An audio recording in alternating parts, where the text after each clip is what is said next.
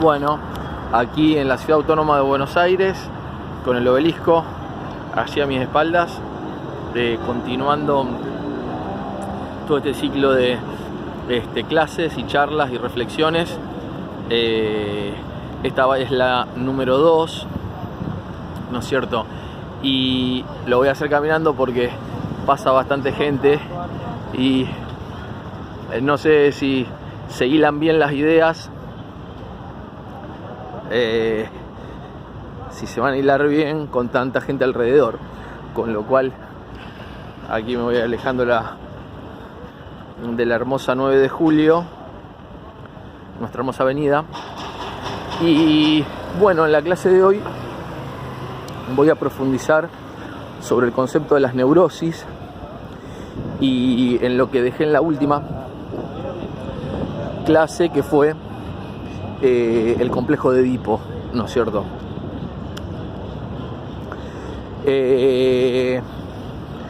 Bueno, estábamos con el tema de que el ingreso en el complejo de Edipo es distinto para la niña que para el varoncito.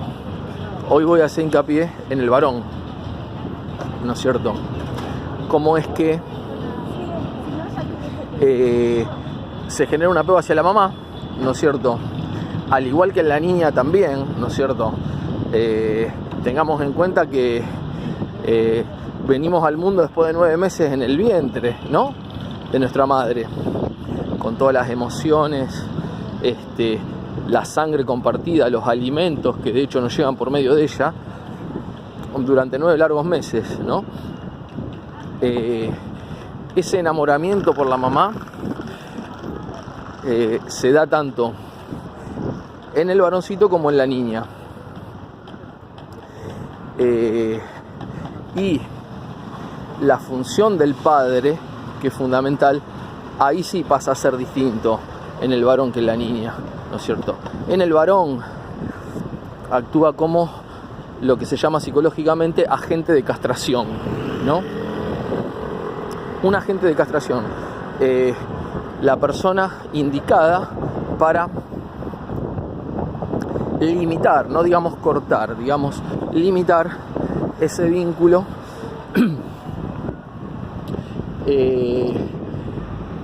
entre el niño y la madre, en la medida que pueda volverse perjudicial si después de determinada edad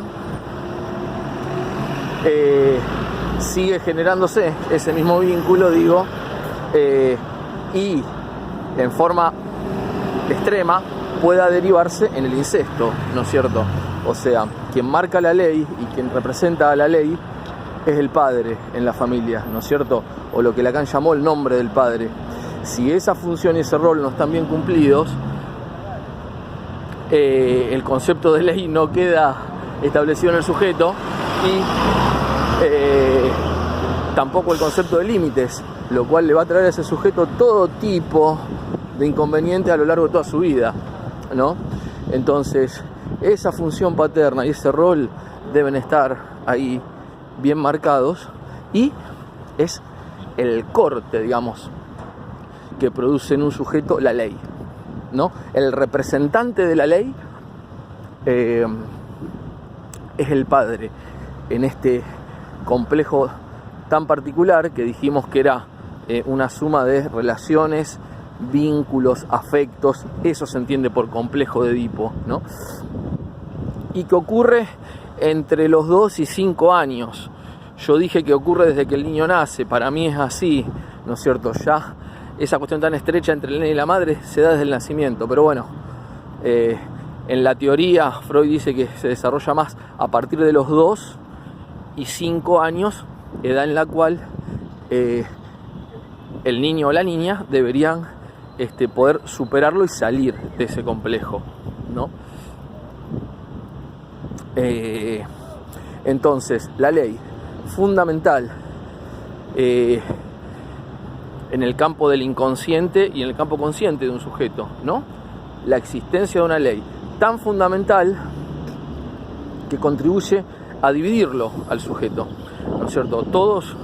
Toda persona humana entre paréntesis,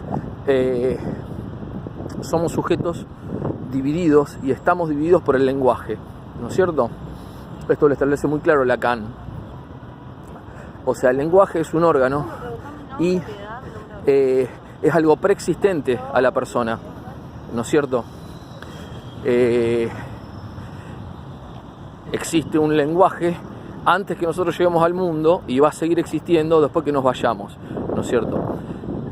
Obviamente conociendo de que el lenguaje no es un idioma, eso es una lengua, ¿no? Las lenguas son partes del lenguaje. Dentro del lenguaje también se incluye todo lo gestual, todo lo que pueden ser señalizaciones, convenciones humanas, la cultura, es todo parte del lenguaje.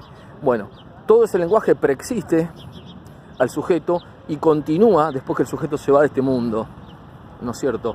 Y tienen el efecto como si fuera un órgano físico, tal como la vista, o como los intestinos, o como un riñón, o como el oído, cumple la función de un órgano, ¿no es cierto?, en la persona y lo deja dividido, ¿no es cierto? El hecho de que ingrese el lenguaje en el sujeto pasa a dividirlo, a dividir un lado inconsciente y todo otro lado consciente, que según Freud es muchísimo menor la parte consciente que el inconsciente. O sea, el inconsciente dice que es todo un océano y la parte consciente es apenas una isla en ese océano, dentro de ese océano. Bueno, se trata de tener dominio sobre todo ese campo inconsciente, ¿no es cierto? Y esto es lo que propone la psicología, porque muchas veces es ese campo el que nos hace volver a tropezar, nos hace volver a vivir esas situaciones sobre las que no tenemos dominio, pareciera que no tenemos dominio y que nos hacen sufrir, nos causan dolor. Y sobre todas esas situaciones a las que les atribuimos el carácter de un destino, ¿no? Cuando se dice, pero ya tengo el destino marcado, siempre me pasa lo mismo, este es mi destino y ya nací con este karma, con esta cruz y es mi destino, va a ser mi destino siempre. Bueno, justamente la psicología viene a patear el tablero sobre eso, a hacernos dueños completos de nuestro propio destino. Yo soy creyente, creo que con la ayuda de Dios también, ¿no? Porque todos estos conocimientos también llegan de algún lado y también se generaron en personas por, creo yo, por otras fuerzas, y ahí donde también juega lo divino. El hecho de que llegue esto a nosotros o a mí y yo poder estar transmitiéndolo ahora, yo creo que también responde a una inteligencia superior, ¿no es cierto? Y una fuerza superior. Esa fuerza yo le llamo Dios. Entonces, más allá de eso, las herramientas están, y están esos conocimientos y muy desarrollados, ¿no es cierto?, para poder decir, somos arquitectos de nuestro propio destino, con la ayuda de esa inteligencia superior. Y podemos generarlo a ese destino. Bueno, eso es lo que propone el psicoanálisis, ¿no es cierto? Desarticular todo ese campo inconsciente para hacerlo consciente, hacer consciente los mecanismos con los que volvemos a tropezar y repetir. La repetición es un concepto fundamental del psicoanálisis. Freud dice que lo que no se elabora en la vida de un sujeto se repite. Entonces, refiriéndose a lo malo, ¿no?, que no sucede. Entonces, de esa manera se le quita el carácter de destino a esas situaciones recurrentes que se nos presentan y pasa uno a tener dominio sobre esas situaciones, ¿no es cierto? O sea, hacerlas conscientes, pasar de lo inconsciente a lo consciente. Hay un campo intermedio que Freud le llamó preconsciente, que está como en una zona gris, ahí muy cerca de la conciencia, que son aquellas conductas, situaciones, emociones que nosotros intuimos a qué se deben, pero no las tenemos del todo claras. Bueno, eso se encuentran en el preconsciente. En el inconsciente propiamente dicho, desconocemos cuáles son las situaciones y bueno, es el trabajo del psicoanálisis, saber cuáles son todas esas experiencias, o lo que también se llaman fijaciones traumáticas, que vienen de ahí, de nuestra primera infancia, del complejo de Edipo del que estamos hablando. fijaciones traumáticas, también se le llaman núcleo patógeno, ¿no? Escenas fantasmáticas o fantasma fundamental, que también se genera en esa edad, en esa época. Bueno, justamente recordarlos, o al menos tener destellos de esas situaciones y desarticularlas mediante la razón, ¿no es cierto? Estamos hablando de una ciencia y de la razón, desarticular esos traumas, esas situaciones traumáticas, esos fantasmas, con los correspondientes síntomas que después se repiten y se generan en la vida del sujeto, y que muchas veces el sujeto neurótico, o sea, que está enfermo, toma como normal y naturaliza, ¿no? Síntomas que los incorpora como, incluso como productivos y como buenos, pero no dejan de ser sintomáticos y responder esos síntomas a traumas anteriores y fijaciones traumáticas de esa primera infancia. Acá estoy con un hermoso edificio que son los tribunales, y en la hermosa plaza de Tribunales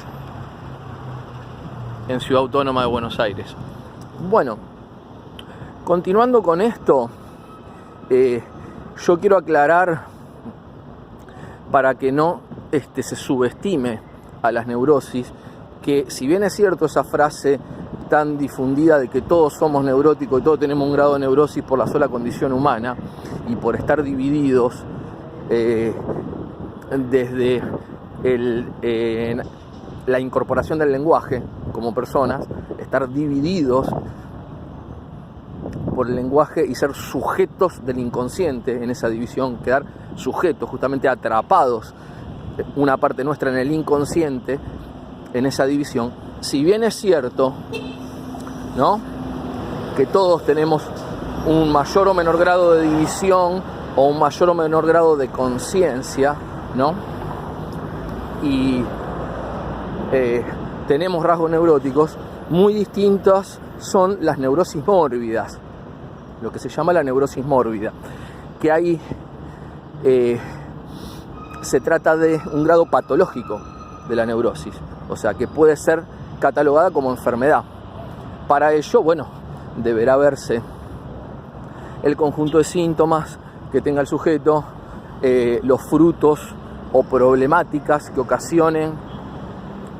se ocasionen en su realidad y en su vida, y del hecho de si, bueno, eso es un hecho objetivo, que el sujeto sea neurótico o no.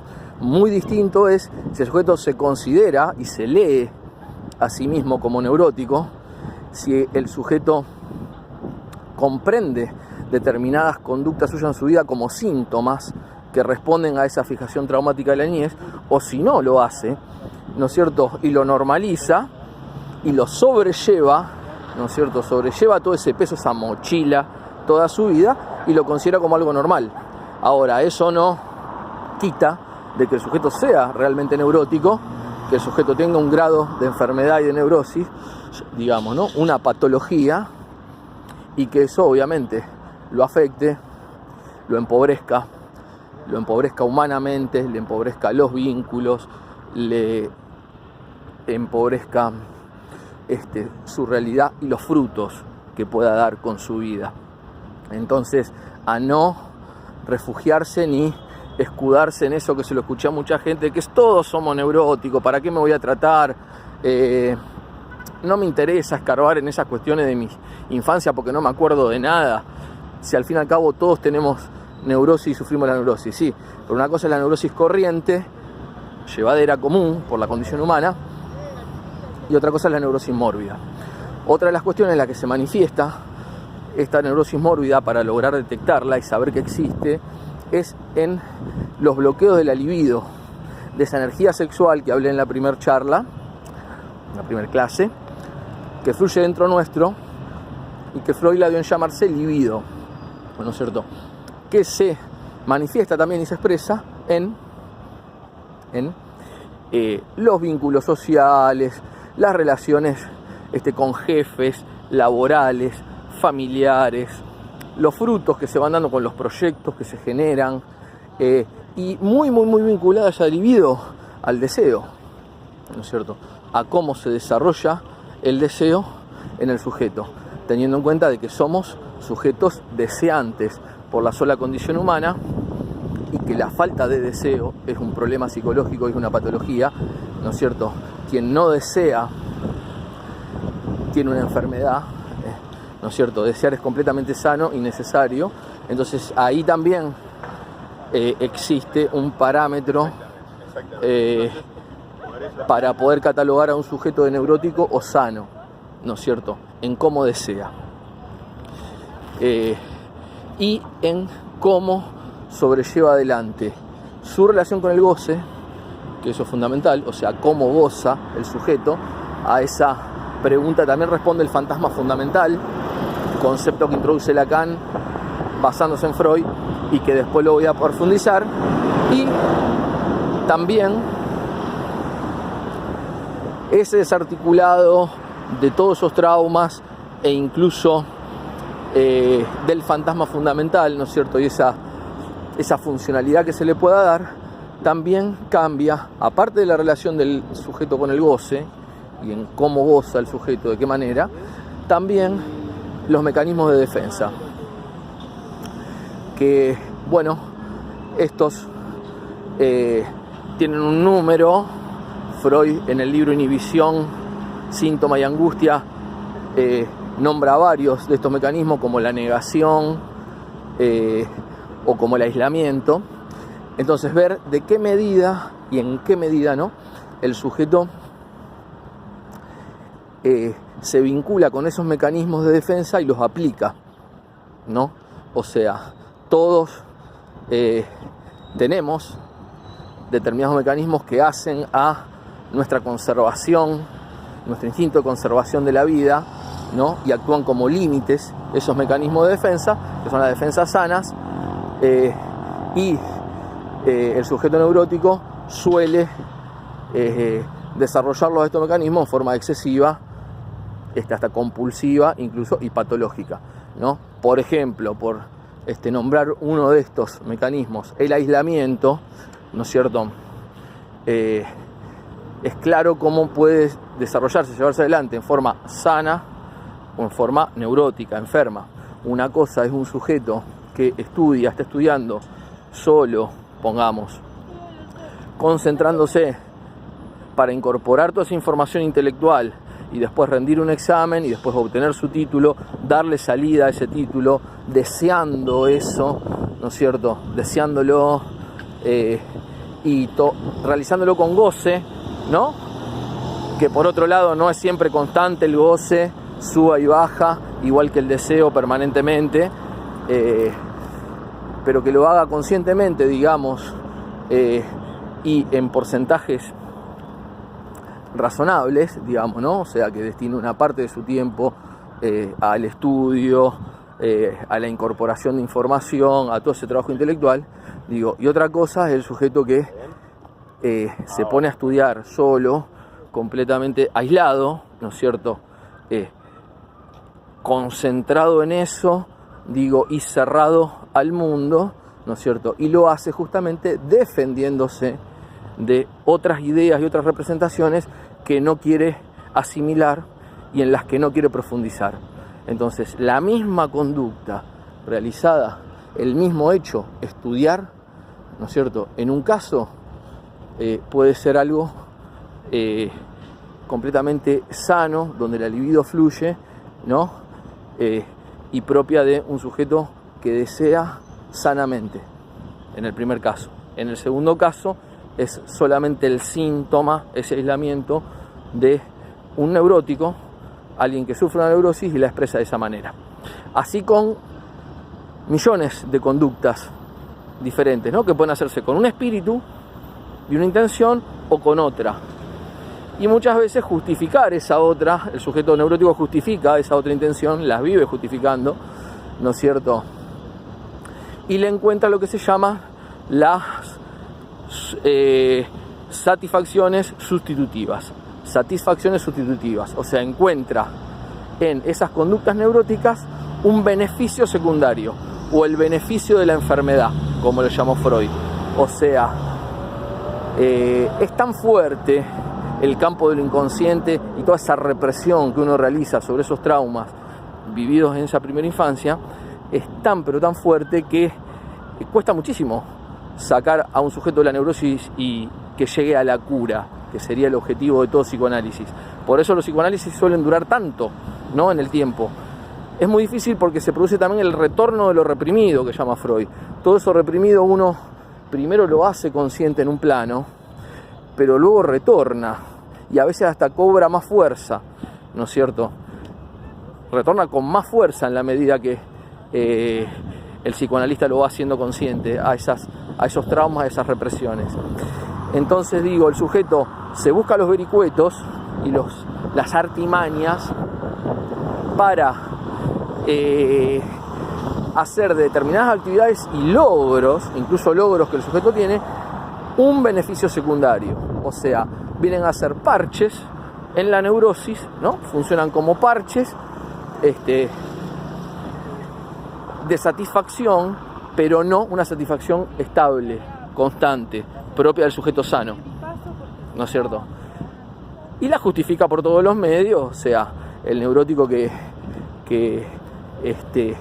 cayó en el mecanismo defensivo del aislamiento en forma excesiva, lo va a justificar con que quiere obtener el título, con que está empleando bien su tiempo, con que va a dar muchos frutos y le sirve mucho, sí, pero el espíritu y la forma en la que lo hace puede hablar claramente de una mochila que está llevando extra, ¿no?, que es su enfermedad, la neurosis. Entonces, en eso vamos a indagar después. Lamentablemente se pasó mucho el tiempo, son 21 minutos ya, y no pude profundizar en el complejo de Edipo en el niño. Lo que sí puedo decir para cerrar ese tema es que el padre actúa como ley, como vinimos diciendo, y en un punto limita, ¿no es cierto?, ese amor y esa corriente sexual hacia la mamá, que el niño tiene hacia la mamá y que la mamá también tiene hacia el niño, es mutua, ¿no es cierto?, porque se buscan mutuamente y es sinérgica entre uno y otro. El padre actúa como ley tan necesaria en toda persona, ¿no?,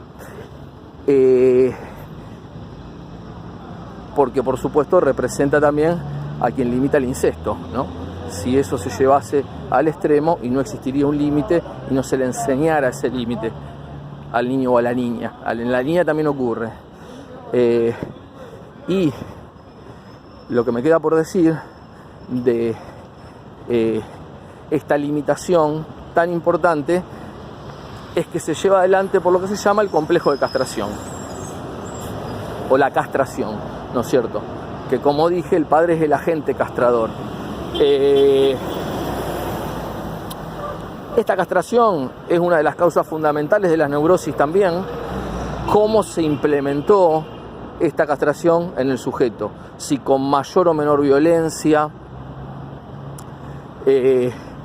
¿no es cierto?, y lo traumó a ese niño o a esa niña, esas limitaciones del padre, si fueron abruptas o demasiado permisivas, con qué espíritu lo hizo el padre y con qué espíritu lo recibió la madre. ¿Por qué el término castración? Porque el niño en su inconsciente, dice Freud, tiene el temor a ser castrado, ¿no?, y que el pene le sea cortado por el padre por estos deseos incestuosos de hacer el amor con la mamá, ¿no? Todo ese pegoteo del niño con la madre, en el fondo, dice Freud, tienden a querer una relación sexual del niño con la madre. Dijimos que los niños tienen plena vida sexual y la desarrollan también, a pesar de que determinadas intenciones sexuales, como la cópula, en el caso puntual, no las comprendan, ¿no? Pero todo ese pegoteo lleva y tiende a querer terminar haciendo el amor, ¿no es cierto?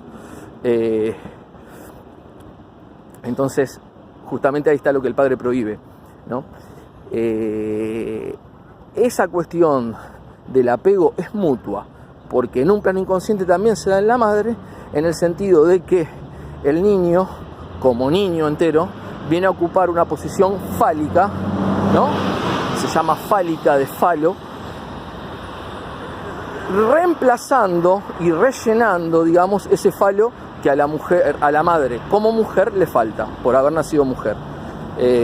Todo esto nace de lo que se llama la premisa universal del pene, que es que el objeto primado, valorado y enaltecido en todas las culturas por excelencia, en todas las culturas, desde que el hombre es hombre, ha sido siempre el pene y el falo. De ahí los tótems, todos los tótems que se usaban en las diferentes culturas, y el tótem itaú también, con esa representación fálica del pene, ¿no? El órgano que por la prominencia externa, que sale hacia afuera, y porque da la vida, ¿no es cierto? Del falo sale la vida también, el semen y la vida, el objeto primado y valorado por excelencia en toda cultura y en el inconsciente humano. Con lo cual, como la mujer nace sin el falo, y hasta se considera con un falo más chiquito que es el clítoris ella misma, Freud establece que toda mujer en su inconsciente se considera fallada, o que nació fallada, que la mamá la hizo fallada por faltarle ese falo justamente, en su inconsciente, en un plano muy velado, ¿no? Y se considera con una falta de nacimiento, ¿no? Con lo cual, la ecuación inconsciente que la mujer hace es niño cuando está embarazada o hijo igual a falo. Viene a reemplazar el falo que le falta. Entonces, por eso también el pegoteo, y mucho más que lo lleva 9 meses en su vientre, ¿no? Algo interno que ella tuvo y después lo tiene que despedir. De ahí el vínculo tan pegado, y de ahí ese vínculo que muchas madres tienen con su hijo de mucho pegoteo, y que se le llaman madres fálicas a ese tipo de mamás, digo. Y de ahí la importancia de que la madre también genere actividades que forman parte de un falo mucho más abarcativo, ¿no? Como lo llamó Lacan, mucho más abarcativo, que tiene que ver mucho más con los logros, los proyectos y los éxitos y el poder, ¿no? La situación de poder, de lograr esos sueños, lograr esos proyectos y demás, y volcar la energía en eso. Eso también forma parte del falo. Podemos decir que el pene es una parte del falo general, ¿no es cierto? Entonces, bueno, se le dice falo a veces también, pero no siempre se refiere al órgano sexual, aunque el órgano sexual, pene, forma parte de ese falo. Entonces, ese corte de tomar al niño como falo faltante para sentirse completa, lo hace el padre, más que nada, ¿no es cierto? Entonces actúa como agente de corte, de castración, ¿no es cierto? Y por eso, bueno, otro complejo que también se da, que es o fantasma, mejor dicho, que se da, que es el parricidio, que es el instinto de rivalizar de los niños con los padres, porque lo ven como un enemigo, el chiquito al padre, como el enemigo que viene a privarlo de la mamá y del amor de la mamá, o sea, como su contrincante, como su rival. Esto en pleno complejo de Edipo, ¿no? De ahí que los chicos le pegan al papá, le pegan, lo quieren expulsar de la cama. A mí mi nene, cuando estoy con Valeria en la cama, me empuja, me quiere sacar de cerca de la madre, quiere la mamá toda para él, ¿no es cierto? Y uno ahí actuando como límite, ¿no es cierto? Poniendo los límites que las madres no ponen muchas veces, ¿no es cierto? Y que no son aceptados tan pacíficamente. Bueno, esto es el funcionamiento por excelencia del complejo de Edipo, y de ahí el fantasma de parricidio, de que todo nenito quiere eliminar también al padre, digo, ¿no? De alguna manera. Esto de eliminar al padre también, con este Teatro Colón de fondo, aquí llegamos al Teatro Colón, a la parte de atrás del teatro, ese instinto de eliminarlo, dicen los psicólogos y los estudiosos también, que es porque el deseo hacia la madre en el niño o en la niña también lo genera el mismo padre. El mismo padre genera esa seducción en el niño, siendo el líder, siendo quien tiene quizá más dominio en la familia, quizá su propia figura, su sola presencia tienen ese dominio. Entonces, ese deseo, por esa seducción que ejerce hasta sin quererla, ¿no? El padre en el niño, es lo que le hace al niño buscar a la madre y desearla. Entonces de ahí también el peso que siente el niño y el impulso parricida. en su inconsciente querer matarlo al padre, digamos, de alguna manera, ¿no? Freud en el libro Tótem y Tabú explica muy bien cómo las culturas primitivas querían asesinar al padre, jefe y líder de la horda de la tribu, que tenía acceso a todas las mujeres. Así que bueno, me dice acá el teléfono que se está quedando sin memoria. Lo que digo es que para que este complejo de Edipo quede bien resuelto, sanamente resuelto, el niño a eso de los 5 años hace las paces con el padre, comprende que el padre también tiene faltas y que esa fue su función, la de limitar, y ya deja de rivalizar con el padre y lo incorpora como un amigo y se identifica más con el padre, pasa a identificarse más con el padre a partir de los 5 años. Y bueno, así también este corte que produce el padre en el niño, siendo el falo de la madre, cuando la madre lo toma como falo, también se compensa, ¿no es cierto?, y se equilibra en la cópula sexual entre el padre y la madre, porque el padre le da y le otorga el falo que le quitó a la madre haciendo el amor, y también la castiga por tenerlo al falo, ¿no?, a ese falo, ¿no? Las relaciones sexuales tienen mucho, es el goce de las relaciones sexuales lleva mucho de sufrimiento también. Basta escuchar los jadeos y los gritos y las posiciones que se tienen en el coito para ver que tiene mucho también de sufrimiento. Entonces se produce como un goce que le proporciona al padre a la madre, un falo por el niño que le quitó, y a la vez un castigo por recibir ese falo, no por tenerlo al falo. Lacan establece que las dos posiciones fundamentales con el falo en general, en sentido amplio, es serlo al falo